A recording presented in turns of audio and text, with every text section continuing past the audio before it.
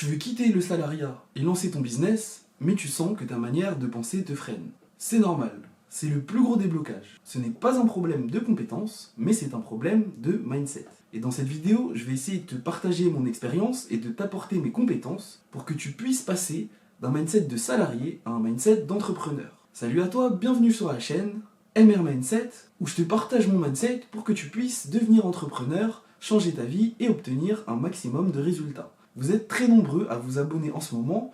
Je vous remercie et je vous invite à continuer à cliquer sur la petite cloche pour avoir un maximum de valeur ajoutée, ainsi que sur la barre de pouce bleu pour augmenter le référencement. Dans la description de la vidéo, tu trouveras des liens vers une formation gratuite en gestion du temps et un PDF que je viens de créer pour lutter contre l'autosabotage, car j'ai vu que c'était un problème de mon audience. Premier point, un mindset d'employé, c'est quoi? En effet, avant de modifier ton mindset pour pouvoir passer à l'étape supérieure, il faut que tu analyses d'abord ta situation actuelle et en acceptant tes qualités et tes défauts. Alors, le mindset de salarié se traduit tout d'abord, en général, par une attente des consignes, une peur de l'échec et une recherche de sécurité.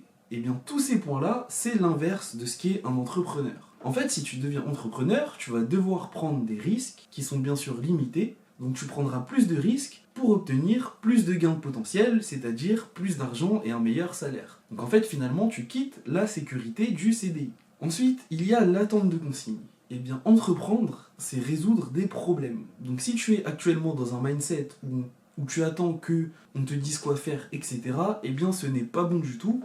Tu vas devoir t'orienter plutôt vers la proactivité, c'est-à-dire les initiatives, la recherche de solutions, etc. Le dernier point, et c'est peut-être ça d'ailleurs qui t'empêche d'avancer, eh bien c'est la peur de l'échec. Alors que sache que tout le monde ressent cette peur, quel que soit son niveau d'entrepreneuriat. Cependant, les gens qui vont créer des résultats et avancer dans leur vie, eh bien c'est ceux qui vont pouvoir avancer avec cette peur. J'ai évoqué ce point dans ma formation en création sur l'autosabotage que tu retrouveras bientôt. Le deuxième point du mindset de l'employé, tu échanges ton temps contre de l'argent. Alors qu'en tant qu'entrepreneur, eh bien tu échanges de l'argent contre du temps. Cela se traduit concrètement par le fait que tu vas payer des personnes pour réaliser des tâches qui vont te rapporter de l'argent, sauf que le coût de ce temps eh bien, sera inférieur aux bénéfices que tu tireras du travail de ces personnes. En fait, c'est ça un entrepreneur. Il faut que tu apprennes à gérer le temps des autres. Et enfin, malheureusement, j'ai également fait une formation là-dessus parce que je sais que c'est des choses qui te bloquent. Eh bien, ce sont les croyances limitantes, les croyances qu'on nous a ancrées depuis tout petit, que ce soit au niveau du système éducatif ou alors de nos parents, et ou encore des mauvaises expériences qu'on aurait pu vivre. Ce sont des croyances du type « ce n'est pas mon rôle, je ne suis pas fait pour ça, je ne vais pas y arriver ». Bien entendu, on note ces croyances sur une feuille, puis on les remplace par des croyances qui sont positives. Je viens donc de te résumer le mode de pensée de quelqu'un qui est salarié. Et c'est peut-être ton cas actuellement.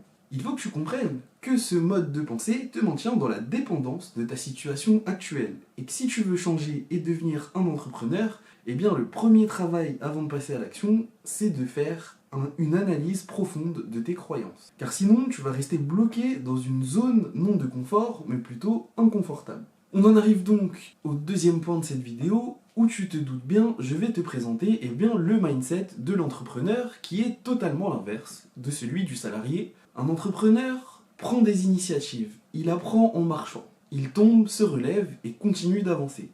Ainsi, il va beaucoup plus vite que la masse qui reste dans son coin à penser qu'elle devrait changer de vie. En fait, si tu veux être entrepreneur, tu dois agir, et je le répète souvent, l'action prime sur la pensée. Le second point, c'est qu'en tant qu'entrepreneur, tu vas prendre des risques, mais ces risques-là, tu vas devoir les limiter. Et pour cela, tu vas être dans l'obligation d'identifier les opportunités, de te faire un maximum d'argent en engageant un minimum de risques. Donc apprends à saisir les opportunités, surtout ne sois pas dans l'attente et n'attends pas la permission. Les gens qui avancent le plus vite sont ceux qui savent jouer avec les règles, qui arrêtent de se poser 30 000 questions et qui passent tout simplement à l'action. Tu vois, par exemple, j'ai commencé ma chaîne YouTube, j'avais peut-être pas forcément la même caméra, j'avais pas de micro, etc.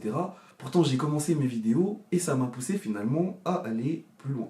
Le point suivant, et ça c'est peut-être le plus dur, c'est qu'en tant qu'entrepreneur, tu dois accepter l'incertitude. C'est-à-dire que tu dois fournir un travail qui ne sera peut-être pas payé maintenant et qui ne payera peut-être jamais. Et en fait, c'est ça le plus dur. C'est pour ça que face à ça, il y a un principe clé qui s'appelle la persévérance. Et c'est aussi pour ça que ça nécessite une assez grande force mentale d'être entrepreneur. Parce que même si tu entends des vidéos de gens qui sont millionnaires, qui ont réussi, tu ne connais pas leurs difficultés et tu vas sûrement passer par des moments qui sont très difficiles ou par des moments de doute. Je sais très bien de quoi je parle. Ainsi, pour conclure ce point, je te dirais que l'entrepreneur se responsabilise à 100%. Tu dois accepter la réalité des choses et ça, ce qui est dur pour beaucoup de personnes. Parce que c'est facile de remettre la faute sur les autres et c'est ce qu'on a tendance toujours à faire. Mais quand tu as une boîte à faire tourner, quand tu as des échéances, des travaux à rendre, eh bien si ton ordinateur pète en plein milieu d'un montage, ce qui a déjà été le cas pour moi, eh bien ce n'est pas le problème du client. Donc en fait tu vas devoir chercher une solution dans l'urgence, tu vas mettre la pression, etc.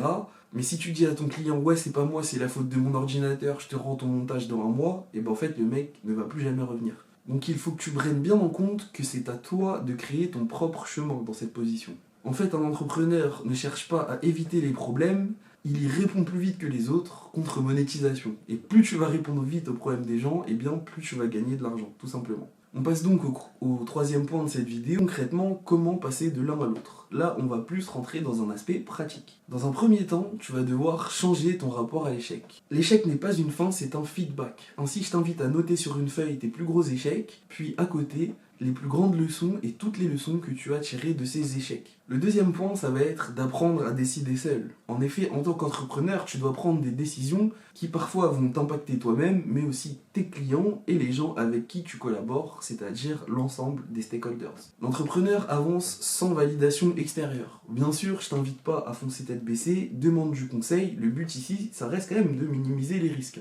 Donc il faut foncer, mais foncer de la manière la moins risquée possible. Enfin, investis sur toi, c'est la meilleure chose que j'ai fait dans ma vie. Aujourd'hui, je vous propose des formations parce que j'ai besoin de manger, mais sachez que j'ai dépensé énormément d'argent également en formation et en livres avant de commencer à changer mes pensées, puis mes actions et de fait ma vie. Donc formation, lecture, mentorat, rapproche-toi de gens qui ont déjà de la réussite dans ton domaine. Et surtout, tu dois apprendre à devenir ton propre moteur. Il y a une phrase que j'aime bien, c'est « Deviens l'acteur principal de ta propre vie » et réalise le film que tu souhaites. Il n'y a pas de limite, on a une infinité de possibilités dans un temps limité. Enfin, le quatrième point sur lequel j'insiste, c'est t'entourer d'entrepreneurs également. Ton entourage te fait avancer. Ces gens sont confrontés aux mêmes problématiques que toi, et s'ils sont un petit peu plus avancés ou s'ils ont déjà résolu les problèmes que tu as toi-même, eh bien tu vas gagner du temps, t'éviter des prises de tête et surtout pouvoir t'alléger en partageant des difficultés auprès d'autres personnes. Et en fait, là, ce que je viens de te présenter, ça peut paraître assez facile. Cependant, avant, moi, j'étais réalisateur vidéo, coach en développement personnel, j'ai eu diverses expériences, mais j'ai appliqué toujours ces mêmes principes de base. Et par exemple, sur YouTube, j'ai ouvert ma chaîne WM Studio avec Mickaël de la chaîne RDCM, qui lui-même est coach en développement personnel et qui est un petit peu plus avancé que moi. Donc en fait, si tu appliques ces principes clés dans tout ce que tu fais, tu verras quand même des changements notoires qui vont commencer à arriver dans tes résultats et ça va influencer tes croyances, donc ta vie par la suite. Le quatrième point, je vais te parler de l'étape la plus sous-estimée. Et ça, je vais bien te faire un focus dessus. Ce point-là, c'est la patience. Nous sommes dans une société où tout va vite. Aujourd'hui, tu te fais livrer en Amazon chez toi en 2 jours, et si la commande n'arrive pas, tu vas commencer à t'impatienter. Cependant, l'entrepreneuriat est un travail de longue haleine. J'ai mis 1 ou 2 ans déjà avant de faire mes premiers clips rémunérés. Au début, je m'entraînais, je faisais des clips gratuits, etc. Et ça, je le faisais par passion. Et en fait, c'est pour ça que tous les entrepreneurs qui vendent des formations vous conseillent de vous orienter, de t'orienter vers un sujet qui te passionne. Parce que tu vas en parler pendant des heures. Peut-être qu'au début, ça ne va pas payer. Mais si tu veux franchir la limite, si tu veux la matrice et commencer à gagner plein d'argent, eh bien comme je te le disais tout à l'heure, tu vas devoir travailler un certain moment dans le vide. Donc s'il te plaît, sois patient. Et tu verras que même si ça ne paye pas tout de suite, tu vas pouvoir vivre des choses que tu n'aurais même pas imaginées, rencontrer d'autres personnes, etc. C'est un processus d'alignement en fait. Sur le long terme, tu dois penser, agir, ressentir, envoyer des sentiments et être un entrepreneur. Tu dois incarner ce que tu veux devenir, c'est hyper important. Parce que si tu te présentes à un match de foot en sachant déjà que tu vas perdre et que tu baisses la tête, et ben tes performances sur le terrain vont finalement rester médiocres. Chaque petite étape, chaque petite décision compte. Réhabitue-toi, change, modifie ton mindset sur le long terme. Et comme je te le disais précédemment, tu verras qu'il y a vraiment des choses qui vont changer en profondeur dans ta vie. Bien sûr, au fur et à mesure du temps. Si tu veux créer une vie différente, eh bien tu dois penser différemment. Et ça commence maintenant. Fais ce premier pas, télécharge mes formations, va voir d'autres créateurs de contenu, achète leurs formations, forme-toi, développe-toi. Choisis d'agir comme un entrepreneur, même avant d'en devenir un, parce que le mindset, c'est la fondation de tout. Je te remercie une nouvelle fois, je t'invite une nouvelle fois à t'abonner à la chaîne et on se retrouve dans une prochaine vidéo.